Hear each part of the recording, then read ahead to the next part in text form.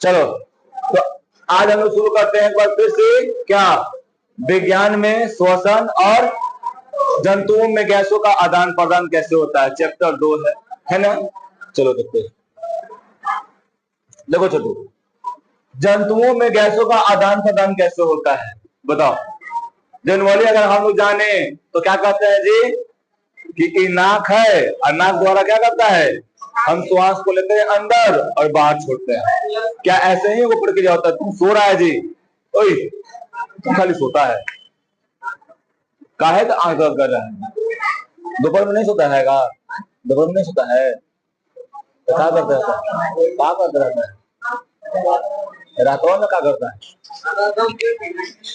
कै बजे सोता है, 11 बजे,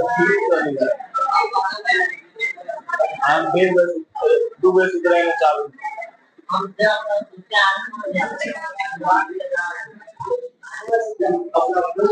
रखो।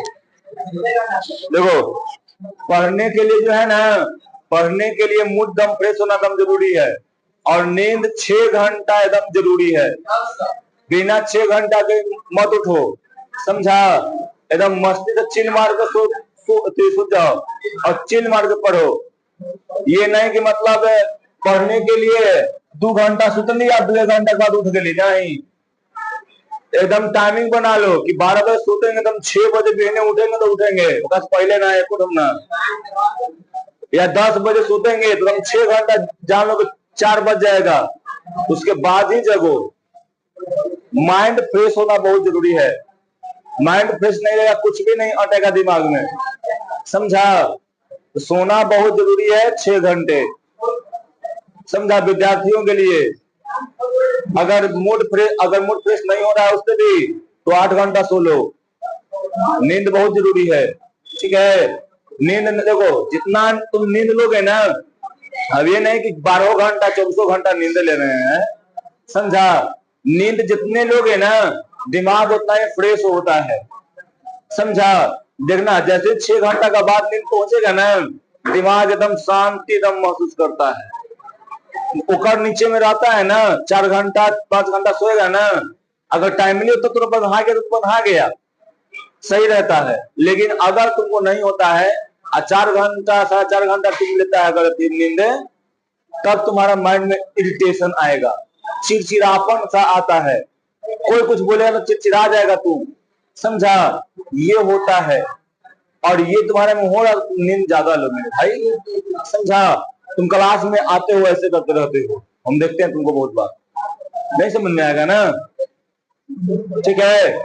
देखो, कहा जाता है कि एक जगह पढ़ने से होता है, अब नहीं कि यहाँ पढ़े वहां पढ़े वहां पढ़े वहां पढ़े, 50 जगह पढ़ने से नहीं होता है। एक जगह पढ़ो और उसको रिवीजन करो। हम आज से नहीं बोल रहे हैं, 9th में तो सब था उस घड़ी बोले थे, 8th में था उस घड़ी बोले थे, और आज भी जब सूर्य जनवरी से बोल रहे हैं हम।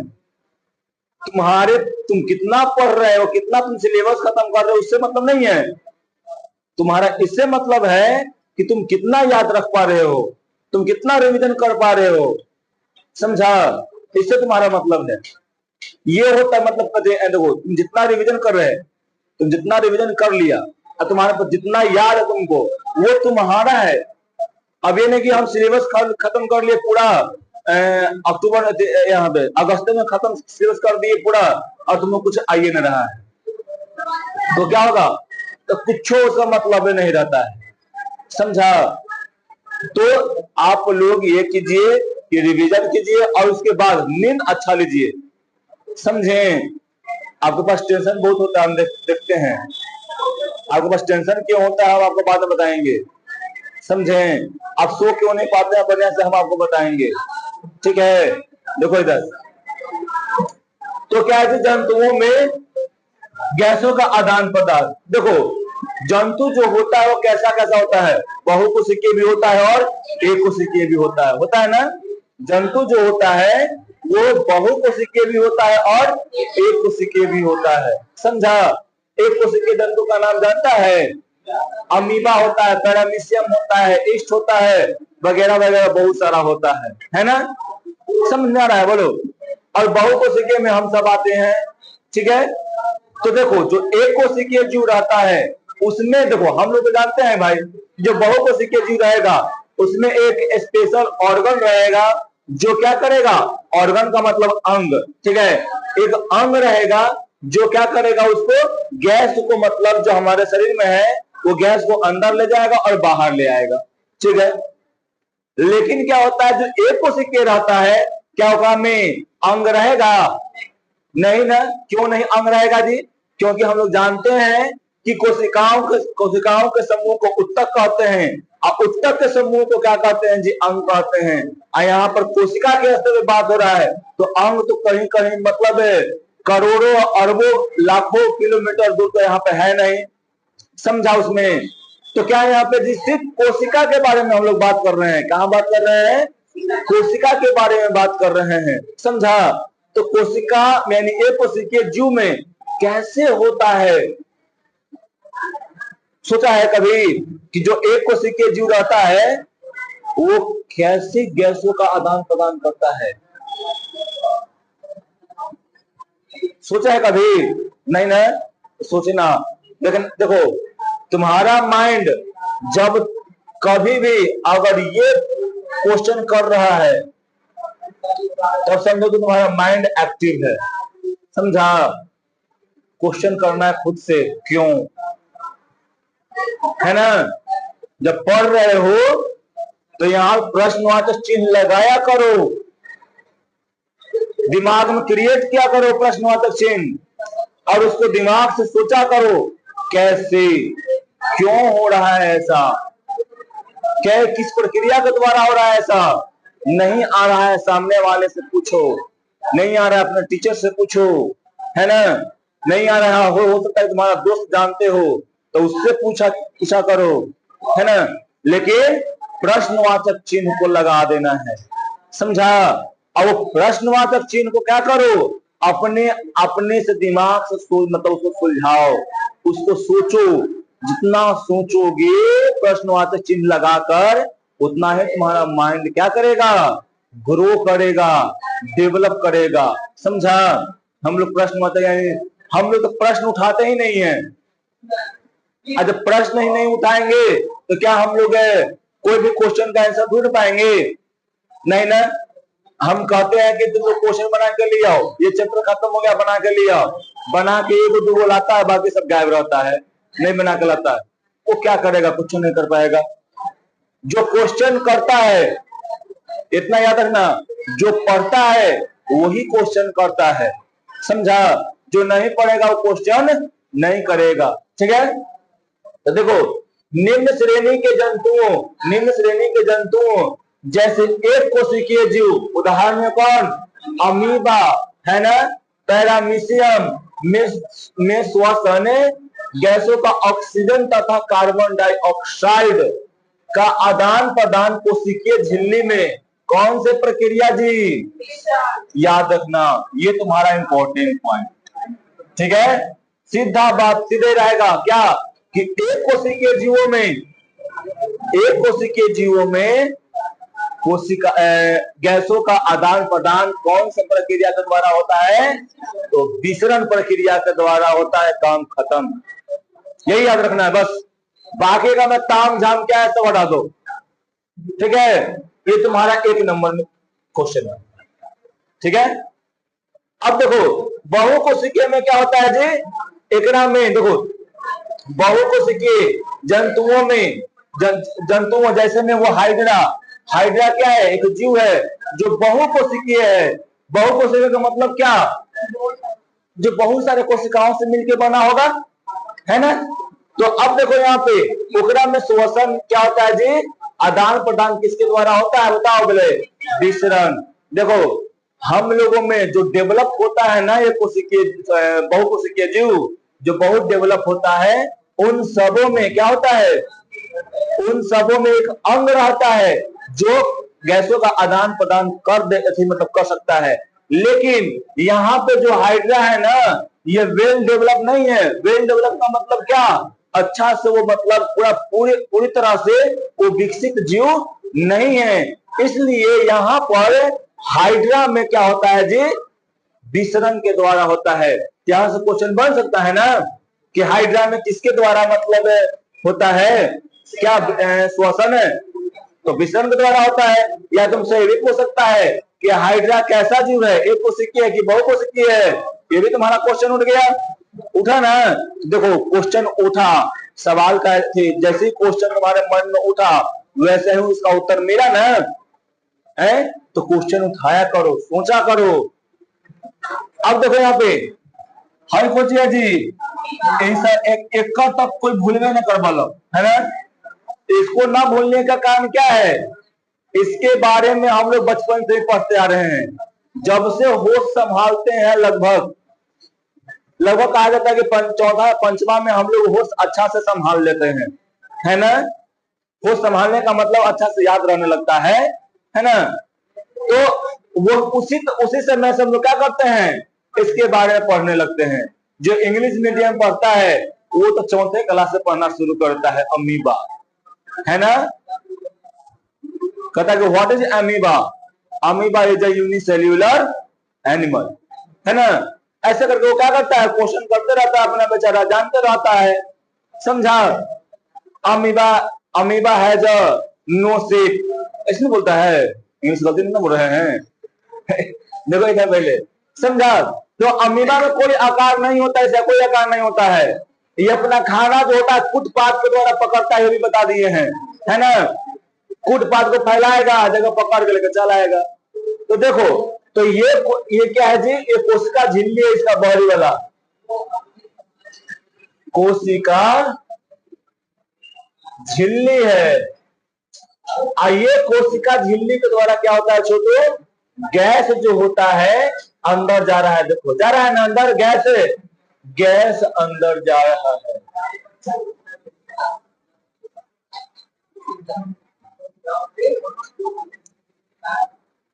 गैस अंदर जा रहा है, ठीक है। और क्या कर रहा है, कौन सा प्रक्रिया के द्वारा अंदर जाएगा, विसरण, है ना। अब ये मत बोलिए कि 20 गो रन, नहीं, विसरण मतलब एक प्रक्रिया है ना, 20 रन ना 20 नहीं, 20, है ना, ये होता है 20 रन, ठीक है।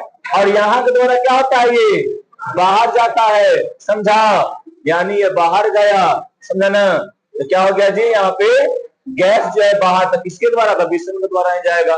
कोई दिक्कत इसमें तुम लोगों को नहीं होना चाहिए, नहीं ना है, बोलो।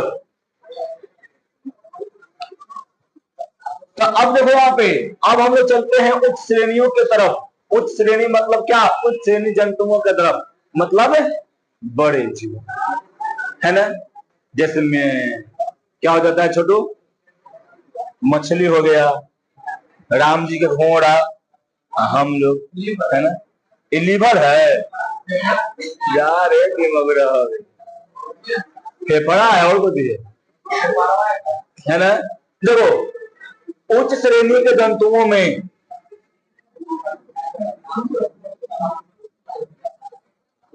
उच्च श्रेणी के जंतुओं को अपने जीवन संबंधी कार्यकलापों के लिए अधिक ऊर्जा की आवश्यकता होती है ना। याद रखना, छोटे छोटे जो जीव रहते हैं ना, कोशिकीय जीव, ओकरा में ऊर्जा के जरूरत क्या रहता है जी, कम रहता है। आज जगह में ऊर्जा जरूरत कम रहेगा ना, वो तन्नी कुन्नी लेके काम का करता है, खत्म करता है ना। वो विसरण प्रक्रिया द्वारा आता है जितना, ओकरे से वो काम चल जाता है। लेकिन बहुकोशिकीय वाला में क्या होता है जी, ओकरा में ऊर्जा ज्यादा चाहिए, और जब ओकरा में ऊर्जा ज्यादा चाहिए तब क्या हो जाता है पता है? तब क्या होता है, तब ओकरा में एनर्जी के ज्यादा रिक्वायरमेंट रहेगा, और जब एनर्जी का रिक्वायरमेंट ज्यादा रहेगा, यानी उसको आवश्यकता ज्यादा रहेगा, तब क्या करेगा, उसको ज्यादा मात्रा में ऑक्सीजन चाहिए, ऑक्सीजन ज्यादा मात्रा में जाएगा, तब क्या करेगा ओकरा में जी, ऑक्सीजन ज्यादा मात्रा में जैसे ही जाएगा ना, वैसे ही वो क्या करेगा, वो ग्लूकोज को ज्यादा मात्रा में तोड़ेगा, और ज्यादा मात्रा में ग्लूकोज को तोड़ेगा तो फिर क्या होगा, वहां से ज्यादा मात्रा में एटीपी के रूप में क्या निकलेगा, ऊर्जा निकलेगा। अब वो ऊर्जा फिर क्या करेगा, हम लोग के जैविक प्रक्रम में क्या करेगा, फिर से हम लोग का प्रोसेस करना शुरू कर देगा, समझा। इसलिए क्या होता है, उच्च श्रेणियों के जंतुओं में एक खास प्रकार के अंग पाए जाते हैं, ठीक है, श्वसन के लिए, ठीक है। अब इसके बाद देखो, ज्यादा ऊर्जा के उत्पादन के लिए इन्हें अधिक ऑक्सीजन की जरूरत होती है, ठीक है। अब अभी पता है ना कि ज्यादा, अगर देखो ज्यादा एनर्जी चाहिए तो ज्यादा ग्लूकोज तोड़ना पड़ेगा, है कि ना, बोलो। ज्यादा एनर्जी हम लोग को चाहिए तो कोशिका में ज्यादा एनर्जी ग्लूकोज को तोड़ना पड़ेगा, और ज्यादा ग्लूकोज को तोड़ने के लिए क्या चाहिए, ऑक्सीजन की रिक्वायरमेंट ज्यादा होना चाहिए। और जैसे वो हमें ज्यादा रिक्वायरमेंट जाएगा, ज्यादा ऑक्सीजन जाएगा तो जल्दी टूटेगा, और जैसे वो टूटेगा ना वैसी एनर्जी निकलेगा। और कौन से रूप में निकलेगा जी, एटीपी। एटीपी का फुल फॉर्म एडिनोसिन ट्राइफॉस्फेट, समझा। ये क्या निकलता है, एक ऊर्जा निकलता है, और ये ऊर्जा बूम करके हम लोग क्या करता है जी, सब में जितना भी जैव प्रोसेस यानी लाइफ प्रोसेस, जो भी लाइफ प्रोसेस हम लोग का है, जो भी चलता है, एस्केरिएशन हो गया मतलब उत्सर्जन हो गया, और परिवहन हो गया मतलब सर्कुलेशन जो कहते हैं, फिर डाइजेशन हो गया, पाचन है ना, और भी बहुत सारा प्रक्रिया है ग्राम में, सारा का सारा का प्रक्रिया क्या होता है जी, वो संपन्न होता है ऊर्जा के कारण, ठीक है। अब देखो उसके बाद इनके लिए विशिष्ट यानी खास प्रकार के अंग होते हैं, है ना। देखो जंतुओं में सामान्यतः 3 प्रकार के अंग होते हैं, कौन कौन जी, श्वसन यानी ट्रैकिया, श्वसन नली ट्रैकिया, समझा। फिर होता है गिल्स, और फिर क्या होता है, फेफड़ा, है ना। और धीरज के अनुसार क्या है, ये लीवर है, समझा। धीरज के अनुसार लीवर, हमने सबके अनुसार क्या है, फेफड़ा, है ना। कोई दिक्कत, एक फेफड़ा विकास करता है, समझा। अब उसके बाद देखो, पहले बताते हैं भाई, चलो तो सही। काजे सुसोच के देखो क्या है, आए मछली है, कौन पतंगी है, राम जी का घोड़ा तो हाई है, नहीं नहीं, ये बहुत अच्छा चीज है, एक नाम है तिलचट्टा। तिलचट्टा के कंकाल यानी श्वसन अंग है, समझा। सिर्फ हड्डी नहीं है, श्वसन ट्रैकिया ही है, क्या जी, ट्रैकिया है। यही कुछ है राम जी के घोड़ा के ट्रैकिया, जो भी दिख रहा है तुमको लाल लाल ना, वो राम जी घोड़ा है, क्या है, ट्रैकिया है। नहीं टिड्डा बोलते हैं, टिड्डा क्या बोलते हैं, टिड्डा बोलते हैं, समझी, टिड्डा। अब उसके बाद देखो, चलो आगे चलते हैं। देखो तो अब हम क्या पढ़ेंगे जी, श्वसन नली के बारे में जानते हैं, है ना। तो श्वसन नली में क्या होगा, देखो ट्रैकिया द्वारा श्वसन कीटों में होता है। जो भी कीड़ा मकोड़ा रहेगा ना, लगभग लगभग अधिक से अधिक कीड़ा मकोड़ा में जो श्वसन की प्रक्रिया होती है वो किसके द्वारा होता है जी, ट्रैकिया के द्वारा यानी श्वसन नली के द्वारा होता है, समझा। लगभग लगभग कीड़ा मकोड़ा में वही होगा, जितना भी कीड़ा मकोड़ा तुमको देखने को मिलेगा,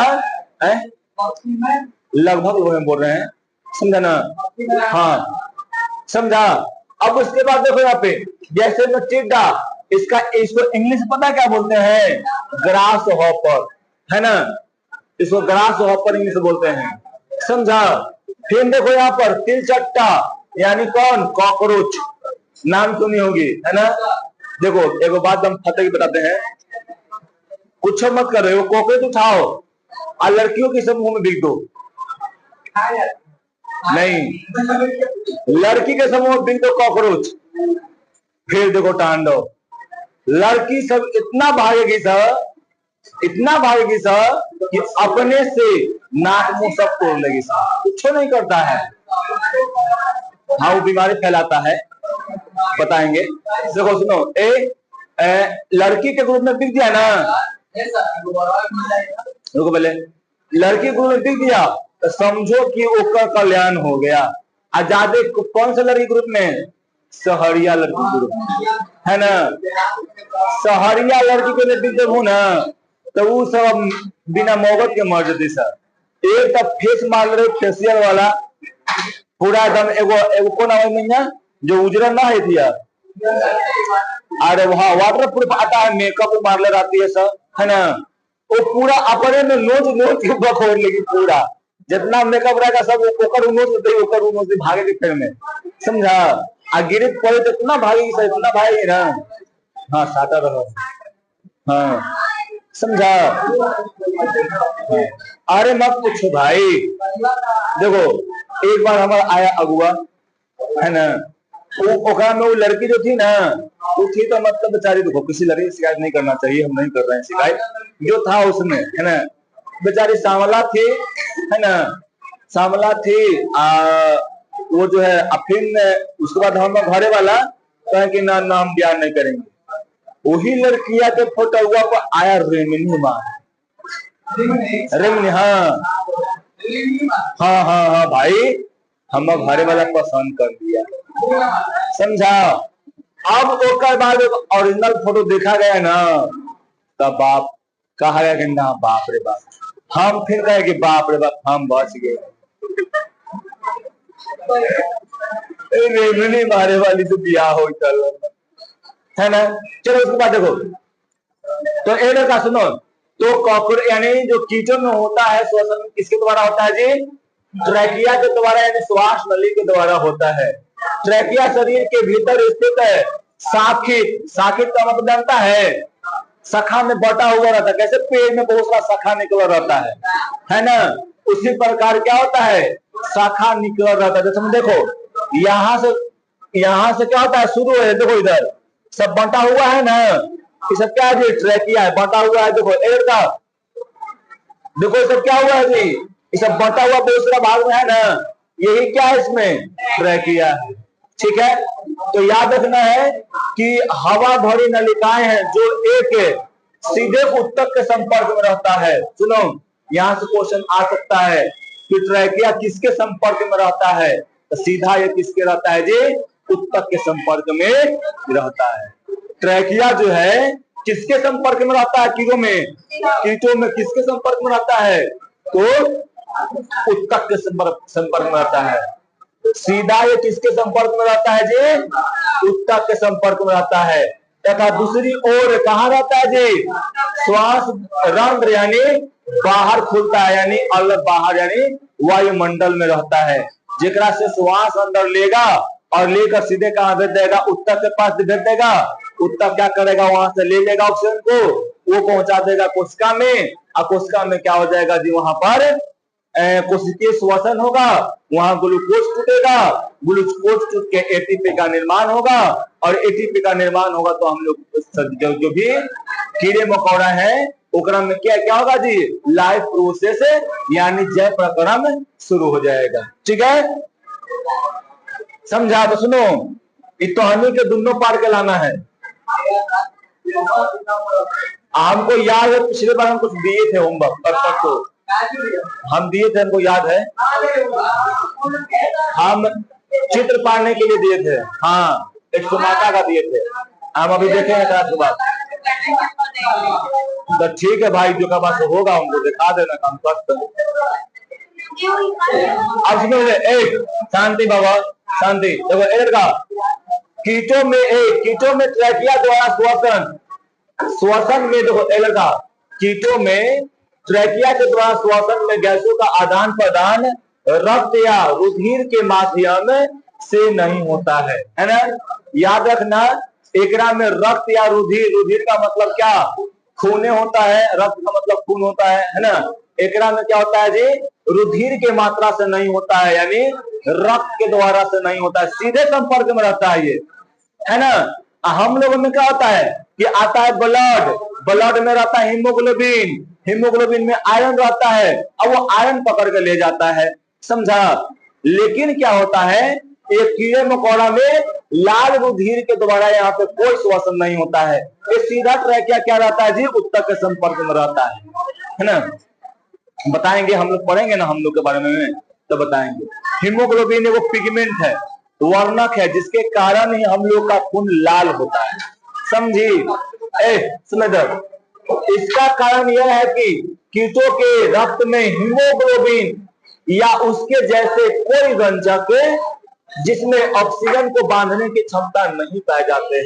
यानी कीड़े मकोड़े के खून में हीमोग्लोबिन नहीं होता है। हीमोग्लोबिन नहीं क्या, हाँ, हीमोग्लोबिन नहीं होगा तो उसका खून भी लाल नहीं होगा। समझी आपको? अब देखो, जैसे हीमोग्लोबिन नहीं रहेगा, हीमोग्लोबिन में क्या रहता है जी? आयरन रहता है ना? वो आयरन क्या करता है? एक आयरन 4 ऑक्सीजन को बांधता है। आदित्य सुनो इधर, आदित्य, एक आयरन जो होता है यानी लोहा जो होता है वो क्या करता है जी? 4 जो ऑक्सीजन को बांधता है और वो ले जाता है। वैसे करके बहुत सारे हीमोग्लोबिन में क्या रहते हैं जी? आयरन रहते हैं। और बहुत सारे हमारे शरीर में क्या रहते हैं? क्या बोल सकते हैं? हीमोग्लोबिन भी रहते हैं। लगभग 100 ग्राम में 10 से 12 ग्राम रहता है क्या? हीमोग्लोबिन रहता है। लगभग बोल रहे हैं, है ना? अच्छा से याद नहीं है हमको। देखो उसके बाद कीटों को रक्त की मदद से ऑक्सीजन में ले जाने की जरूरत नहीं पड़ती। क्यों जी? क्योंकि जो भी ट्रैकियोल्स होते हैं, जो भी ट्रैकिया के ट्रैकियोल्स होते हैं, आगे में जो खुलते हैं उसके ब्रांच, वो सीधा किसके संपर्क में रहता है जी? उत्तक यानी कोशिका। उत्तक भी रहेगा तो उत्तक में बहुत सारा कोशिका रहता है, तो सीधे कोशिका के संपर्क में रहता है, जिसके कारण कार्बन डाइऑक्साइड बाहर आ जाता है और ऑक्सीजन कोशिका के अंदर में चला जाता है। समझा? अब तो मान लो कि सीधे हम पूरे संपर्क में है। हाँ, एक से ट्रैकिया से बाहर होता है और वो ट्रैकिया से ऑक्सीजन क्या होगा? अंदर जाएगा। समझा? अब मान लो कि कोई खेत करने गया और सीधे तो संपर्क में कौन है? खेत वाला मालिक। तो क्या करेगा? कोई दलाल बीच में रहेगा? नहीं ना रहेगा। समझा? तो कोई दलाल बीच में अगर नहीं रहेगा, अब सीधे हम तुम्हारे संपर्क में, जो भी लेना है तुमसे हमको लेना है, जो भी तुमको देगा हमको देगा तू, है ना? उसी प्रकार यहाँ होता है। कोई यहाँ पर बिचवान नहीं होता है, ले जाने वाला ले आने वाला, सीधा संपर्क में रहता है। ठीक है? अब देखो यहाँ पे कैसे होता है ट्रैक। देखो, वायुमंडल से ऑक्सीजन गया अंदर, स्पाइरेकल में गया, फिर उसके बाद कहा जाएगा जी? ट्रैकिया में जाएगा। ये ट्रैकिया जो होता है आगे में बढ़ जाता है, ट्रैकियोल से बढ़ जाता है और फिर ये किसके संपर्क में रहता है जी? कोशिका के संपर्क में रहता है। और ये कोशिका में फिर क्या पहुंच जाता है? ऑक्सीजन। और वही कोशिका में ही ना बनता है कार्बन डाइऑक्साइड। अब वहां से फिर संपर्क में क्या चल जाएगा जी? फिर ट्रैकियोल में चल जाएगा, फिर ट्रैकिया में चल जाएगा, फिर स्पाइरिकल में चल जाएगा और फिर कहां चल जाएगा? वायुमंडल में चल जाएगा। तो जैसे आएगा वैसे बाहर निकल जाएगा। ठीक है? अब हम लोग कहे गिल्स। मछली में पाया जाता है गिल्स। हाँ, फेफड़ा में। हाँ देखो, हाँ चलिए, लाल रहा है, मछली फल है। हाँ, ये सोचा खोजी है, कॉकरोच है। कौन है? कॉकरोच के करा। हाँ देखो, गिल्स। अरे सॉरी, हाँ उल्टे बोल दिए, सॉरी। कॉकरोच नहीं है, केकड़ा है। केकड़ा है ना, जो पानी में सब रहता है ना? देखो गिल्स, देखो छोड़ो, गिल्स जो होता है वो ज्यादातर जलीय जीवों में पाया जाता है। समझा? क्यों? क्योंकि ना होगा में नहीं भाई मेरे, हम तुमको बता रहे हैं, तुम शांत रहो, सुनो ना मेरे, बताओ पहले, सुनने का तब ना। सुनो, गिल्स जो होता है ज्यादातर जलीय जीव में पाया जाता है। समझा? क्यों पाया जाता है जलीय जीवों में? क्योंकि गिल्स में पावर होता है ना, गिल्स में पावर होता है कि वो पानी से ऑक्सीजन को तोड़ देता है। पानी क्या होता है? सूत्र क्या होता है पानी का? H2O।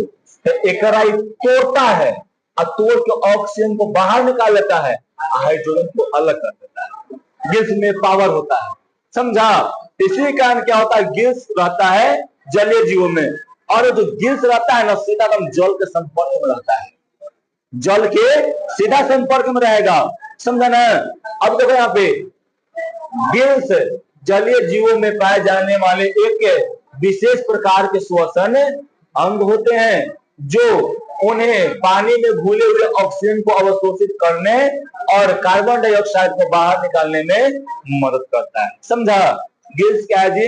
एगो जलीय जीवों के लिए खास अंग है जो जल से ऑक्सीजन को ग्रहण करता है और ग्रहण करके क्या करता है ना कि वो उसके कोशिकाओं के पास पहुंचाता है और फिर क्या होता है, कार्बन डाइऑक्साइड को बाहर में निकाल देता है। ठीक है, देखो जितना भी जैसे में होगा क्या काम होगा, मोलस्का में होगा, क्रिस्टेशियन होगा, कीड़े कुछ होंगे, है ना, मछली होगा। उभयचर का मतलब जानता है जो पानी में भी रहता है और जल में भी रहता है, सॉरी पानी और जल दोनों हाँ स्थान पर जो पानी में भी रहता है क्या, हाँ मोलस्का है, हाँ जगत नहीं है, आरोजी आता है, एनिलीजा इसके अथी में आता है ना, वो पानी में जा तक कहाँ रहता है, पानी से क्रॉस करता है। अब देखो आगे बताते हैं। नहीं कांटा थोड़ी है तो सर, नहीं भाई सर, अब देखो हम बताते हैं, पूरा बता देंगे, समझ में आ जाएगा बढ़िया से, नहीं क्वेश्चन करेगा। देखो सुनने दो पहले, ए लड़का तो देखो ये क्या जी, ये मछली है, क्या है, मछली है, समझा, ये मछली है। ये मछली वाला जो गिल्स है ना, ये गिल्स जो है ये क्या है जी, गिल्स है, ये गिल्स है, नहीं नहीं चलिए ये गिल्स है। अभी क्या रहेगा, सीधा संपर्क में आता है पानी के, पानी में से क्या हो गया, एक अंदर में गया पानी, एका में गया, एका द्वारा क्या हो जाएगा, ऑक्सीजन अंदर में चल जाएगा, ठीक, और कार्बन डाइऑक्साइड फिर क्या होगा, अंदर से आएगा फिर क्या होकर बाहर चला जाएगा। समझा? उसी प्रकार यहाँ से भी होता है, देखो, और एकरा में भी होता है, वही प्रक्रिया होता है, एकरा में भी गिल्स रहता है और गिल्स के द्वारा क्या होता है जी, श्वसन होता है, ठीक ना। देखो प्रत्येक मछली में गिल्स दो समूह में होता है, एगो इधर होता है, एगो इधर होता है, दोनों पट्टी होता है जी, है होता है ना, तो गिल्स इधर है ना। देखो तो पहले गिल्स के प्रत्येक समूह सिर के पार्श्व भाग के आंख के ठीक पीछे होता है, अखबार रहता है ना उसका ठीक पीछे रहता है, देखो है ना। तो गिल्स क्या होता है, यहाँ पे जो पार्श्व भाग होता है, यानी यहाँ पे सतह पे जो है ना, यहाँ पे आंख के ठीक नीचे होता है, समझा। प्रत्येक समूह में कई गिल्स आगे पीछे श्रृंखलाबद्ध रहते हैं, देखो एक में है ना, श्रृंखलाबद्ध से सजा हुआ है कि नहीं है, बताओ ये क्या है, सब गिल्स है, ठीक है। हर गिल्स चपटी थैली में स्थित होती है, जिसे हम लोग क्या कहते हैं जी, गिल्स कोष्ठ। जहां पे गिल्स रहता है उसे हम लोग क्या कहते हैं, गिल्स कोष्ठ कहते हैं, समझा। ये सब क्या करना, ये सब ऑब्जेक्टिव के लिए याद रखना है, समझा। गिल कोष्ठ को, सॉरी उल्टी बोली है, गिल्स कोष्ठ एक और आहार नाल के ग्रसनी या फैरिंग्स में खुलता और दूसरी ओर क्या होता है जी, शरीर के बाहर खुलता है, समझा। देखो ये जो गिल्स है ना, एक अंदर में जाएगा तो ग्रसनी जो फैरिंग्स होता है ओकरा में क्या करता है, जाकर खुलता है और वहां से फिर क्या होता है, ओकरा में श्वसन होता हुआ आगे चला जाता है, समझा, यानी कोशिकाओं में चला जाता है। और फिर क्या होता है, एक और बाहर खुलता है, जगह दोबारा गैस का कर जाता है जी, बाहर आ जाता है ना। यानी ऑक्सीजन अंदर गया और फिर क्या होता है, बाहर खुलेगा तब ना कार्बन डाइऑक्साइड सीधे बाहर चला जाएगा, है ना।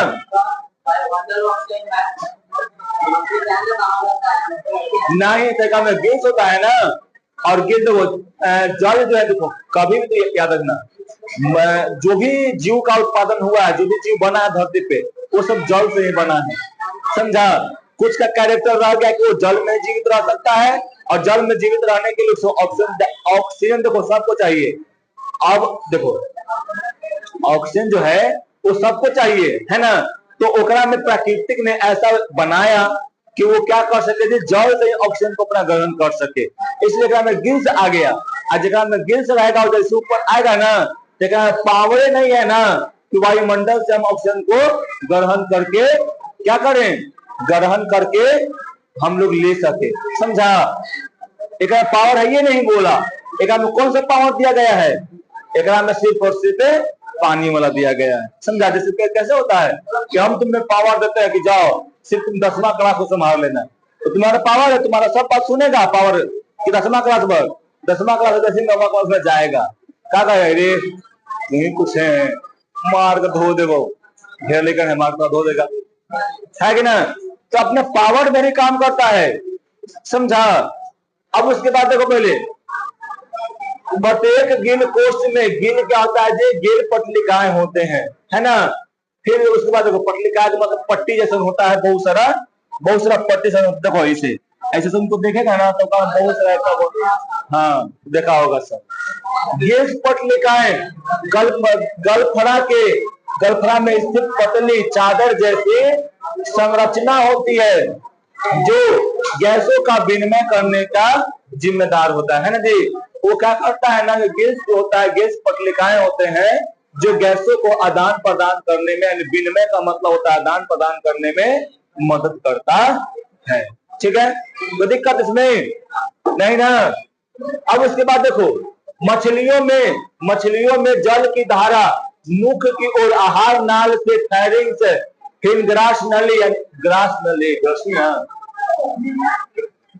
ग्रसनी है ना, ग्रसनी पहुंचता है, और फिर वहां से क्या होता है जी, फैरिंग्स यानी ग्रास नली से मतलब ग्रसनी होगा, वहां पे बार बार एक लिखा गया ग्रसनी है ना, में चला जाता है, परंतु जल गिल कोष्ठ का फिर शरीर से क्या होता है जी, बाहर आ जाता है ना। पहले देखो जैसे ही जाएगा अंदर में, तो अंदर में देखो यहाँ से ऑक्सीजन वायुमंडल से लिया, वायुमंडल से अंदर गया, फिर कहाँ चलेगा, ग्रसनी में चल जाएगा, फिर कोशिकाओं में चला जाएगा। ठीक है, ग्रसनी बोल रहे हैं, ग्रहणी नहीं बोल रहे हैं। समझा? अब फिर क्या होगा जी, इधर से आएगा, देखो इधर ऑक्सीजन चल गया अंदर में, फिर इधर से क्या आएगा, इधर से आएगा कार्बन डाइऑक्साइड, फिर आएगा यहाँ पे, फिर आएगा यहाँ पे, और फिर क्या कर देगा, ये बाहर आ जाएगा। समझा? हाँ जी, जो रास्ता से आता है, जो रास्ता से चला जाता है। गैस लगातार जल के संपर्क में रहते हैं, जिससे जल में घुलित ऑक्सीजन गैस की रक्त वाहिनियों में स्थित रक्त में चला जाता है, और रक्त का कार्बन डाइऑक्साइड जल में पहुंच जाता है। समझा?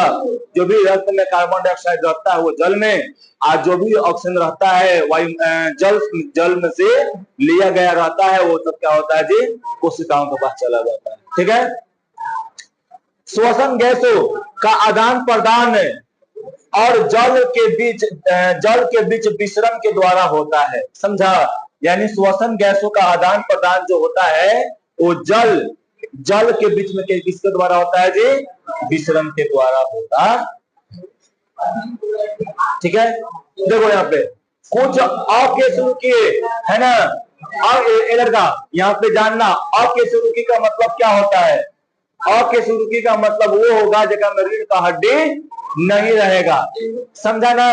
इस सब में देखो झिंगुर है ना, पकड़ लिया, हाँ वही झींगा मछली। जलीय जंतु जैसे में झींगा, सीप, ये देखो सीप है ना, या बस सीप घोंगा जिसको कहते हैं। समझा? में भी जलीय गिल्स द्वारा ही होता है, यानी गिल्स के द्वारा ही में श्वसन होता है। इस प्रकार का श्वसन जलीय श्वसन कहलाता है। अब देखो अकेशुरुकी का मतलब बताएं, जेकरा में रीढ़ का हड्डी नहीं रहता है। केसुरुकी का मतलब क्या, जगह में रीढ़ का हड्डी रहे, है ना। अब फेफड़ा पे कल पढ़ेंगे हम।